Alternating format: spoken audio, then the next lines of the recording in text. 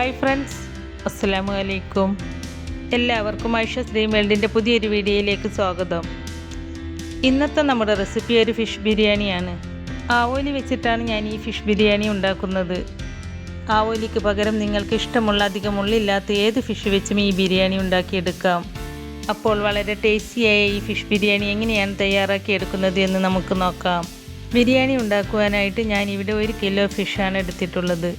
ആദ്യം നമുക്ക് ഈ ഫിഷ് ഒന്ന് മാരിനേറ്റ് ചെയ്ത് വെക്കാം. മാരിനേഷന് വേണ്ടിയിട്ട് ഒരു മിക്സിയുടെ ജാറിലേക്ക് കുറച്ച് വെളുത്തുള്ളിയും ഒരു ചെറിയ കഷ്ണം ഇഞ്ചിയും 1/2 ടീസ്പൂൺ വലിയ ജീരകവും 3/4 ടീസ്പൂൺ മഞ്ഞൾപ്പൊടിയും 1 ടീസ്പൂൺ നോർമൽ മുളക് പൊടിയും 1 ടീസ്പൂൺ മല്ലിപ്പൊടിയും 1/2 ടീസ്പൂൺ കുരുമുളക് പൊടിയും 1 ഫുൾ ചെറുനാരങ്ങയുടെ നീരും 1 ടേബിൾ സ്പൂൺ വെളിച്ചെണ്ണയും പിന്നെ ഈ ഫിഷിലേക്ക് ആവശ്യത്തിനുള്ള ഉപ്പും ചേർത്ത് കൊടുത്ത് നല്ല പേസ്റ്റ് രൂപത്തിൽ അരച്ചെടുക്കുക. ഞാനിവിടെ നല്ല പേസ്റ്റ് രൂപത്തിൽ അരച്ചെടുത്ത് നമ്മൾ എടുത്തു വെച്ച ഫിഷിൻ്റെ എല്ലാ ഭാഗത്തും നന്നായിട്ട് തേച്ച് പിടിപ്പിച്ചിട്ടുണ്ട്. ഇനി നമുക്ക് ഈ ഫിഷ് അരമണിക്കൂർ റെസ്റ്റ് ചെയ്യാൻ വെക്കുക.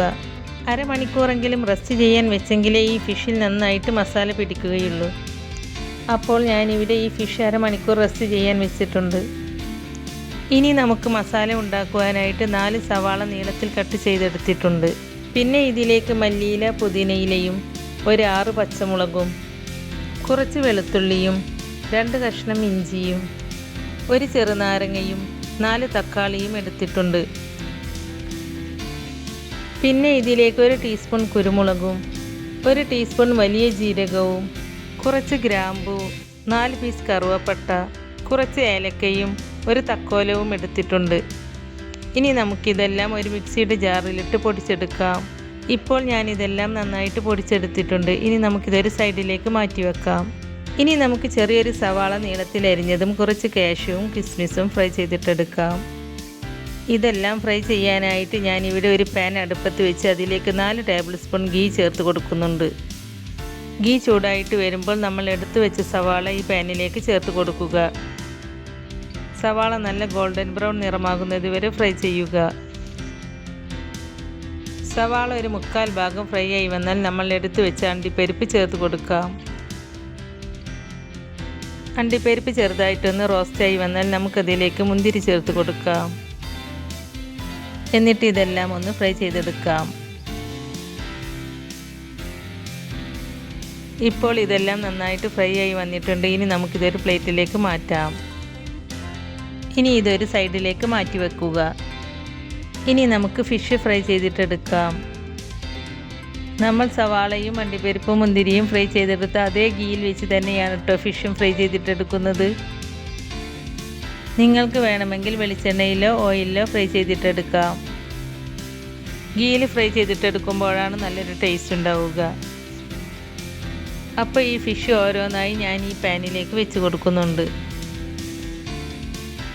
ഇനി നമുക്കിതിലേക്ക് കുറച്ച് കറിവേപ്പില ചേർത്ത് കൊടുക്കാം. എന്നിട്ട് ലോ ടു മീഡിയം ഫ്ലെയിമിൽ വെച്ചിട്ട് ഫ്രൈ ചെയ്തിട്ടെടുക്കുക. ഇപ്പോൾ ഫിഷിൻ്റെ ഒരു ഭാഗം ഫ്രൈ ആയി വന്നിട്ടുണ്ട്. ഇനി നമുക്ക് തിരിച്ചിട്ട് കൊടുക്കാം.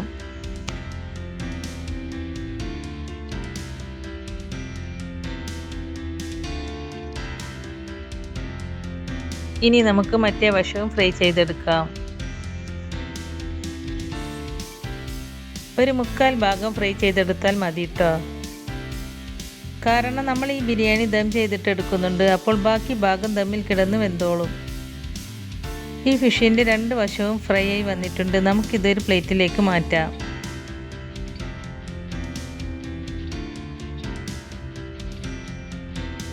ഇനി നമുക്ക് ബാക്കിയുള്ള ഫിഷും ഇതുപോലെ ഫ്രൈ ചെയ്തിട്ടെടുക്കാം. അങ്ങനെ നമ്മുടെ എല്ലാ ഫിഷും ഫ്രൈ ആയി കിട്ടിയിട്ടുണ്ട്. ഇനി നമുക്കിതൊരു സൈഡിലേക്ക് മാറ്റി വെക്കാം. ബിരിയാണി ഉണ്ടാക്കുവാനായിട്ട് ഞാനിവിടെ 1 കിലോ ജീരകശാല റൈസാണ് എടുത്തിട്ടുള്ളത്. ഈ റൈസ് നന്നായിട്ട് കഴുകിയതിന് ശേഷം 1/2 മണിക്കൂർ വെള്ളം ഒഴിച്ച് സോക്കാവാൻ വെക്കാം. റൈസ് സോക്കായി വരുമ്പോഴേക്കും നമുക്ക് ഈ ബിരിയാണിയിലേക്കുള്ള മസാല തയ്യാറാക്കാം. അതിനായി ഞാനിവിടെ ചുവട് കട്ടിയുള്ള ഒരു പാത്രം അടുപ്പത്ത് വെച്ചിട്ടുണ്ട്. അതിലേക്ക് നമ്മൾ ഫിഷ് ഫ്രൈ ചെയ്തെടുത്ത ഗീ ഒഴിച്ച് കൊടുക്കുക. ഇനി നമുക്ക് കുറച്ച് വെളിച്ചെണ്ണ കൂടി ഒഴിച്ച് കൊടുക്കാം. എണ്ണ ചൂടായിട്ട് വരുമ്പോൾ നമ്മൾ കട്ട് ചെയ്തെടുത്ത് സവാള ചേർത്ത് കൊടുക്കുക. എന്നിട്ട് നന്നായി വഴറ്റിയെടുക്കുക. സവാള പെട്ടെന്ന് വഴന്നു വരാൻ അതിലേക്ക് കുറച്ച് ഉപ്പ് ചേർത്ത് കൊടുക്കുന്നുണ്ട്. സവാള പകുതി ഭാഗം വഴന്നു വന്നിട്ടുണ്ട്. ഈ സമയത്ത് നമുക്കിതിലേക്ക് 1 ടേബിൾ സ്പൂൺ ഇഞ്ചി ചതച്ചത് ചേർത്ത് കൊടുക്കാം. ഇഞ്ചി ചേർത്ത് കൊടുത്തതിന് ശേഷം 2-3 മിനിറ്റ് ഇളക്കിയെടുക്കുക. എന്നിട്ട് ഇതിലേക്ക് 1 ടേബിൾ സ്പൂൺ വെളുത്തുള്ളി ചതച്ചത് ചേർത്ത് കൊടുക്കുക. എന്നിട്ട് ഇവയെല്ലാം നന്നായിട്ട് മിക്സ് ചെയ്തെടുക്കുക. ഇനി നമ്മൾ നേരത്തെ എടുത്തു വെച്ച തക്കാളി ചെറിയ കഷ്ണങ്ങളായി കട്ട് ചെയ്ത് ഇതിലേക്ക് ചേർത്ത് കൊടുക്കുക. തക്കാളി ഒന്ന് നന്നായിട്ട് തന്നെ വഴറ്റിയെടുക്കണം. തക്കാളി പെട്ടെന്ന് വഴന്ന് കിട്ടാൻ ഈ പാത്രം 2-3 മിനിറ്റ് അടച്ചു വെച്ചാൽ മതി. ഇനി നമുക്കിതിലേക്ക് കട്ട് ചെയ്ത പച്ചമുളക് ചേർത്ത് കൊടുത്ത് വഴറ്റിയെടുക്കുക. ഞാനിതിലേക്ക് 1/4 ടീസ്പൂൺ മഞ്ഞൾപ്പൊടി ചേർത്ത് കൊടുക്കുന്നുണ്ട്. മഞ്ഞൾപ്പൊടി ഓവറായിട്ട് ചേർത്ത് കൊടുക്കരുത്, കാരണം ഫിഷ് ഫ്രൈ ചെയ്തെടുക്കാൻ നമ്മൾ നേരത്തെ മഞ്ഞൾപ്പൊടി ചേർത്തതാണ്. അതുകൊണ്ട് മഞ്ഞളിൻ്റെ അളവ് നോക്കിയിട്ട് ചേർത്താൽ മതി. ഇനി നമുക്ക് 1 ടേബിൾ സ്പൂൺ നാരങ്ങാനീര് ചേർത്ത് കൊടുക്കാം. എന്നിട്ട് എല്ലാം കൂടി നന്നായിട്ടൊന്ന് മിക്സ് ചെയ്തെടുക്കുക. ഈ മസാലയിലേക്ക് 1/2 ടീസ്പൂൺ ഗരം മസാല പൗഡർ ചേർത്ത് കൊടുത്ത് നന്നായിട്ടൊന്ന് മിക്സ് ചെയ്തെടുക്കുക. എന്നിട്ട് കുറച്ച് മല്ലിയിലയും പുതിനയിലയും ചേർത്ത് കൊടുക്കാം. വീണ്ടും നന്നായിട്ട് നമുക്കിതൊന്ന് മിക്സ് ചെയ്തെടുക്കാം. ഇപ്പോൾ നമ്മുടെ മസാല റെഡിയായി കിട്ടിയിട്ടുണ്ട്. ഈ മസാലയിലേക്ക് നമ്മൾ നേരത്തെ ഫ്രൈ ചെയ്ത് വെച്ച ഫിഷ് പതുക്കെ വെച്ച് കൊടുക്കാം. ഇനി നമുക്ക് ഈ ഫിഷ് പൊട്ടിപ്പോകാത്ത രീതിയിൽ ഈ മസാല ഫിഷിന് മുകളിലേക്ക് വെച്ച് കൊടുക്കാം. ഇതാ കണ്ടില്ലേ, ഇതുപോലെയാണ് വെച്ച് കൊടുക്കേണ്ടത്. ഇനി നമുക്ക് ഈ മസാല അടുപ്പിൽ നിന്നും ഇറക്കി വെച്ച് അടച്ചു വെക്കാം.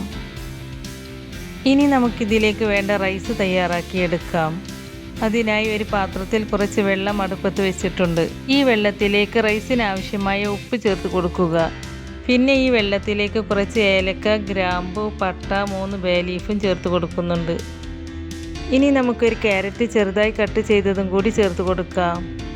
ഈ റൈസ് ഉണ്ടാക്കുവാൻ വെള്ളത്തിന് പ്രത്യേകിച്ച് അളവൊന്നും ഇല്ലട്ടോ, കാരണം നമ്മൾ ഈ റൈസ് വറ്റിച്ചെടുക്കുകയല്ല ചെയ്യുന്നത്, വെള്ളം വാർത്തെടുക്കുകയാണ്. അതുകൊണ്ടാണ് കേട്ടോ വെള്ളത്തിൻ്റെ അളവ് പറയാത്തത്. വെള്ളം നന്നായിട്ട് തിളച്ച് വന്നിട്ടുണ്ട്. ഇനി നമുക്കിതിലേക്ക് റൈസ് ചേർത്ത് കൊടുക്കാം. റൈസ് ഇട്ടതിന് ശേഷം നന്നായിട്ട് ഇളക്കിയെടുക്കുക. നമുക്കിതിലേക്ക് 1 ടേബിൾ സ്പൂൺ നാരങ്ങാനീര് ചേർത്ത് കൊടുത്ത് അടച്ച് വെച്ച് വേവിച്ചെടുക്കാം. റൈസ് അധികം ഒട്ടിപ്പിടിക്കാതെ കിട്ടാനാണ് നാരങ്ങാനീര് ചേർത്ത് കൊടുക്കുന്നത്. ഇടയ്ക്കിടയ്ക്ക് തുറന്ന് നോക്കി ഇളക്കി കൊടുക്കണം. ഇപ്പോൾ നമ്മുടെ റൈസ് വെന്ത് കിട്ടിയിട്ടുണ്ട്. ഒരു 80% റൈസ് വെന്താൽ മതി. പിന്നെ നമുക്ക് ഈ റൈസ് ദം ചെയ്തെടുക്കാനുള്ളതാണ്. ബാക്കി ദമ്മിൽ കിടന്ന് വെന്ത് കിട്ടും. അപ്പോൾ നമുക്ക് ഈ റൈസ് ഒരു സ്ട്രെയിനറിലിട്ട് വെള്ളം വാർത്തെടുക്കാം. റൈസിലെ വെള്ളമൊക്കെ നന്നായിട്ട് വാർന്ന് കിട്ടിയിട്ടുണ്ട്. ഇനി നമുക്ക് ദം ചെയ്ത് തുടങ്ങാം. ദം ചെയ്യുന്നതിന് മുമ്പ് നമുക്ക് ഈ മസാലയിൽ നിന്നും ഈ ഫിഷൊക്കെ ഒരു പ്ലേറ്റിലേക്ക് എടുത്ത് മാറ്റാം. ഫിഷ് പൊട്ടിപ്പോവാതെ കിട്ടാനാണ് ഈ മസാലയിൽ നിന്നും ഫിഷ് എടുത്ത് മാറ്റുന്നത്. ഫിഷൊക്കെ ഈ മസാലയിൽ നിന്നും എടുത്തു മാറ്റിയതിന് ശേഷം ഈ മസാലയുടെ മുകളിലേക്ക് നമ്മൾ സ്ട്രെയിൻ ചെയ്ത് വെച്ച റൈസ് പകുതി ഇട്ട് കൊടുക്കാം. എന്നിട്ട് റൈസ് ഒന്ന് ലെവൽ ചെയ്ത് കൊടുക്കുക. എന്നിട്ട് ഈ റൈസിന് മുകളിലേക്ക് കുറച്ച് ഗരം മസാലയും കുറച്ച് മല്ലിയില, പുതിനയിലയും കൂടി ഇട്ട് കൊടുക്കുക. അതിന് മുകളിലേക്ക് കുറച്ച് RKG ഒഴിച്ചു കൊടുക്കുക. എന്നിട്ട് അതിന് മുകളിലേക്ക് ഫിഷ് ഓരോന്നായി നിരത്തി വെച്ച് കൊടുക്കുക. ഫിഷ് വെച്ച് കൊടുത്തതിന് ശേഷം ബാക്കിയുള്ള റൈസും ഈ ഫിഷിന് മുകളിലേക്ക് ഇട്ട് കൊടുത്ത് ലെവൽ ചെയ്തിട്ടെടുക്കുക. എന്നിട്ട് ആദ്യം ചെയ്തതുപോലെ ഈ റൈസിന് മുകളിൽ കുറച്ച് ഗരം മസാലയും മല്ലിയിലയും പുതിനയിലയും കൂടി വിതറി കൊടുക്കുക. അതിനുശേഷം നമ്മൾ ഫ്രൈ ചെയ്ത് വെച്ച് സവാളയും അണ്ടിപ്പരിപ്പും മുന്തിരിയും ഈ റൈസിന് മുകളിൽ ഇട്ട് കൊടുക്കുക. എന്നിട്ട് RKG ഒഴിച്ചു കൊടുത്തതിന് ശേഷം 1/2 മണിക്കൂർ അടച്ച് വെച്ച് ദം ചെയ്തെടുക്കുക. 1/2 മണിക്കൂറിന് ശേഷം നമുക്കിതൊന്ന് തുറന്ന് നോക്കാം.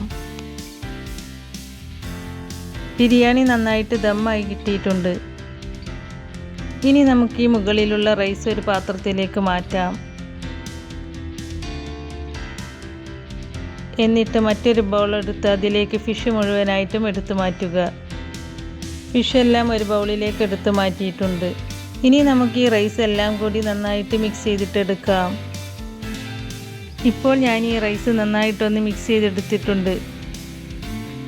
ഇനി നമുക്ക് ഈ ബിരിയാണി ചൂടോട് കൂടി തന്നെ സെർവ് ചെയ്യാം. അങ്ങനെ നമ്മുടെ ടേസ്റ്റിയായ ഫിഷ് ബിരിയാണി ഇവിടെ റെഡിയായി കിട്ടിയിട്ടുണ്ട്. അപ്പോൾ ഇതുപോലെ ഒരു ഫിഷ് ബിരിയാണി നിങ്ങൾ ട്രൈ ചെയ്ത് നോക്കിയിട്ടില്ല എങ്കിൽ തീർച്ചയായും ട്രൈ ചെയ്ത് നോക്കിയിട്ട് അതിൻ്റെ ഫീഡ്ബാക്ക് കമൻറ്റായി അറിയിക്കണേ. നമ്മുടെ ഇന്നത്തെ ഈ റെസിപ്പി നിങ്ങൾക്ക് ഇഷ്ടമാവുകയാണെങ്കിൽ ലൈക്ക് ചെയ്യാനും ഫ്രണ്ട്സ് ആൻഡ് ഫാമിലിക്ക് ഷെയർ ചെയ്ത് കൊടുക്കാനും മറക്കരുത്. അതുപോലെ ഐഷ ശ്രീമേൽഡ് ഇതുവരെയും സബ്സ്ക്രൈബ് ചെയ്യാത്തവരുണ്ടെങ്കിൽ ഒന്ന് സബ്സ്ക്രൈബ് ചെയ്ത് സപ്പോർട്ട് ചെയ്യണേ. കൂടെ കാണുന്ന ബെല്ലൈക്കൺ എനേബിൾ ചെയ്ത് വെക്കാനും മറക്കരുത്. എങ്കിൽ മാത്രമേ പുതിയ റെസിപ്പീസ് അപ്ലോഡ് ചെയ്യുമ്പോൾ അതിൻ്റെ നോട്ടിഫിക്കേഷൻ നിങ്ങൾക്ക് കിട്ടുകയുള്ളൂ. ഇൻഷാ അല്ലാഹ് പുതിയ റെസിപ്പീസുമായി വീണ്ടും വരാം. Thank you.